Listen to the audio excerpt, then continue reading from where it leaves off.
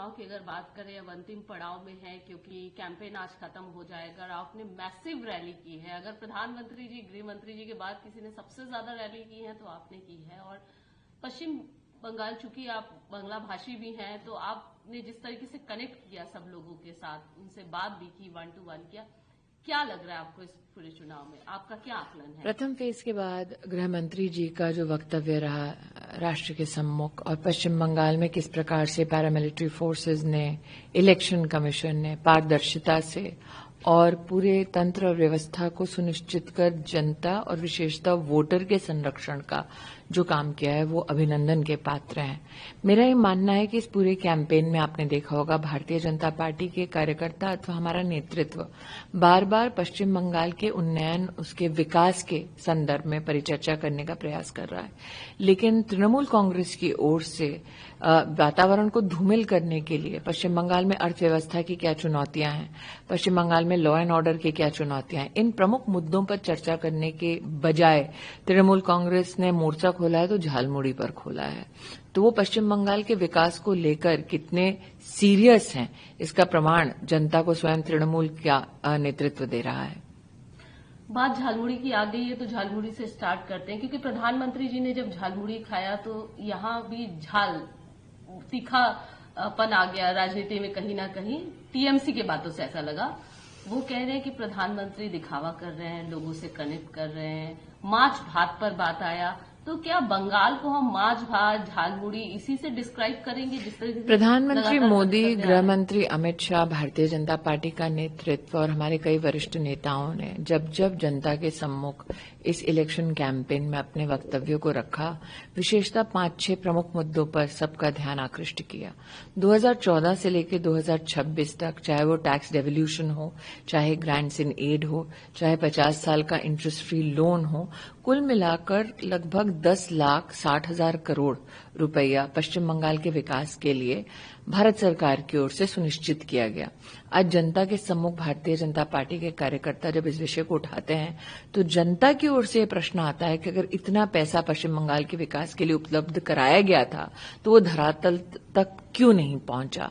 आज जनता के मध्य में ये सवाल उठता है कि चाहे वो आम्फान का पैसा हो जो विक्टिम्स के पास जाने की बजाय तृणमूल के गुंडों ने लिया, चाहे वो प्रधानमंत्री आवास योजना हो जिसमें तृणमूल के नेताओं ने न सिर्फ कट मनी लिया बल्कि जो गरीब उस योजना से लाभ उठा सकते थे उनको ना ये योजना देकर तृणमूल के समर्थकों को, तृणमूल के नेताओं को इल्लीगली वो दिया गया। ये जनता के मुद्दे हैं। मनरेगा में भी 25 लाख फेक जॉब कार्ड्स का बनना और तृणमूल के गुंडों का उस पैसे को डिविएट करना, ये भी जनता के बीच में मुद्दे हैं। और मुझे ऐसा लगता है शायद ही राष्ट्र का कोई भूभाग हुआ हो हाल फिलहाल में जहां पर जजेस को हॉस्टेज बनाया गया हो, जैसे मालदा में हुआ था। तो जनता के जब ये मुद्दे हम लोग भी जनता के सम्मुख प्रस्तुत करते हैं तो कहीं ना कहीं तृणमूल के पास इन सवालों का जवाब नहीं है, इसलिए वो झालमुड़ी पॉलिटिक्स कर रहे हैं। लेकिन मेरा एक ये सवाल था, जैसे जिस तरीके से ये कहा जा रहा है, क्या हम बंगालियों को सिर्फ ये माछ भात और झालमुड़ी तक सीमित रख सकते? ठीक है, ये सवाल तृणमूल से करना चाहिए कि बंगाल के विकास के लिए जिन आर्थिक मुद्दों पर, सामाजिक मुद्दों पर, लॉ एंड ऑर्डर के मुद्दों पर भारतीय जनता पार्टी परिचर्चा चाहती है, प्रधानमंत्री का वक्तव्य हो अथवा गृह मंत्री का वक्तव्य हो अथवा नड्डा जी का वक्तव्य हो अथवा राजनाथ सिंह जी का वक्तव्य हो, इन सारे प्रमुख मुद्दों पर चर्चा आप लोग क्यों नहीं करते? पहले फेज की वोटिंग जो जिस तरीके से हुई, रिकॉर्ड ब्रेक हुई, उसको लेकर जब बीजेपी के जिस तरीके से उन्होंने अपने विचार रखे कि जनता आगे बढ़ी है, जनता भयमुक्त हुई है, टीएमसी का साफ तौर पर कहना था, खासकर ममता दीदी का, कि एसआईआर का ये डर था, ये पैनिक है लोगों में और जनता जो है वो बीजेपी को जवाब दे रही है, क्योंकि उनको पता है कि अगर नहीं हुआ तो उनको डिटेंशन सेंटर दिया जाएगा। अगर इस प्रकार का विश्वास ममता बंदोपाध्याय का होता तो भवानीपुर की अपनी सभा कभी नहीं छोड़ती। आपने देखा होगा पहले फेज के बाद तृणमूल कांग्रेस के कई नेताओं ने मीडिया से ये कहा कि तृणमूल को मात्र 15-20 सीटें आ रही हैं। तो जब तृणमूल का नेतृत्व खुद बोलने लगा है कि वो हार रहे हैं तो मुझे और उसमें ऐड करने की जरूरत नहीं है। ममता दीदी ये भी सवाल पूछ रही है कि जब यहां पर साजुआ गाड़ी, मतलब इतने जो फोर्सेज हैं तमाम आप लोगों ने तैनात कर दिया, आखिर इसकी क्या जरूरत थी यहाँ पर? मुझे लगता है कहीं ना कहीं इसका प्रमाण गृह मंत्री जी ने दे दिया है, कैसे वायलेंस के इंसिडेंट्स घटे हैं। एक मुख्यमंत्री का दायित्व होता है कि भय मुक्त वातावरण में वोटर अपने घर से निकलकर पोलिंग बूथ तक जाए। ये इच्छा ममता बनर्जी की क्यों नहीं है? उनको तो स्वागत करना चाहिए। आपने देखा कांग्रेस के एक नेता अधीर जी ने पैरामिलिट्री फोर्सेस का समर्थन किया, उनका अभिनंदन किया। तो ऐसा क्यों है कि ममता बनर्जी को लगता है कि भय का वातावरण बना रहना चाहिए? मुख्यमंत्री होने के नाते उन्हें तो स्वागत करना चाहिए। लेकिन उनका ये कहना है दिल्ली तो संभल नहीं रहा है, पहलगाम अटैक आप लोगों से संभला नहीं, तमाम स्थितियां तो आप लोग संभाल नहीं। मुझे ऐसा लगता है कि पश्चिम बंगाल के चुनाव में ममता बनर्जी के पास अपने भ्रष्टाचारी स्वरूप का कोई जवाब नहीं है। वो झालमुड़ी से लेके माछ भात तक, आप बंगाली हैं तो इसलिए आपसे कह रही हूँ, আমি মাছ ভাত খাই, টমেটো চাটনি খাই, আলু সেদ্ধ ভাত খাই, এই আলোচনা করে পশ্চিম বাংলার উন্নয়নটা হবে? मैं क्या खा रही हूँ इसका पश्चिम बंगाल के विकास से कैसे सीधा कोई संबंध है? लेकिन एक बात जो लगातार हिट कर रही है, बंगाली अस्मिता की बात हो रही है। आज फिर एक लेटेस्ट ट्वीट भी आया है टीएमसी का, जिसमें ये कहा जा रहा है कि अगर आप बंगाली बोलते हैं तो आपको बांग्लादेशी करार दे दिया जाएगा।